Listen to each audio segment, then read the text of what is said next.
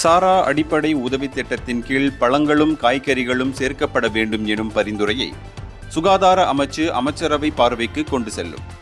மலேசியர்கள் ஆரோக்கியமான உணவு பழக்கத்தை கொண்டிருப்பதை ஊக்குவிப்பதற்கு இந்த பரிந்துரையை அமைச்சரவைக்கு கொண்டு செல்வேன் என்று சுகாதார அமைச்சர் டத்தோஸ்ரீ டாக்டர் ஜுல்கிஃப்லி அகமட் நேற்று கூறினார்.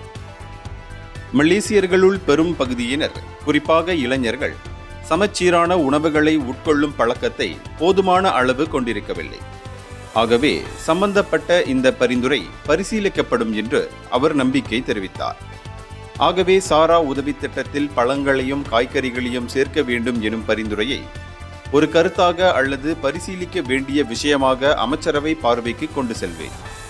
ஏனெனில் இது ஆரோக்கியமிக்க உணவு பழக்கத்தை ஊக்குவிக்கும் ஒரு வியூகமாகும் என்று அவர் சைபஜயாவில் நேற்று நடைபெற்ற நிருபர்கள் கூட்டத்தில் கூறினார்.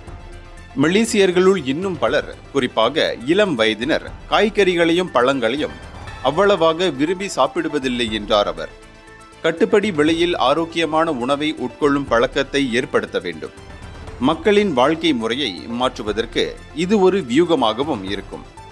ஆனால் இப்போது எழுந்துள்ள கேள்வி என்னவென்றால், நாம் அவர்களை எப்படி ஊக்குவிக்கப் போகிறோம்? அவர்கள் பழங்களையும் காய்கறிகளையும் அதிகம் சாப்பிடுவதை ஊக்குவிப்பதற்கு என்ன செய்யலாம் என்பது பற்றி ஆலோசிக்க வேண்டும் என்றும் அமைச்சர் குறிப்பிட்டார். இந்தியர்களின் இதய குரல் மக்களோசை.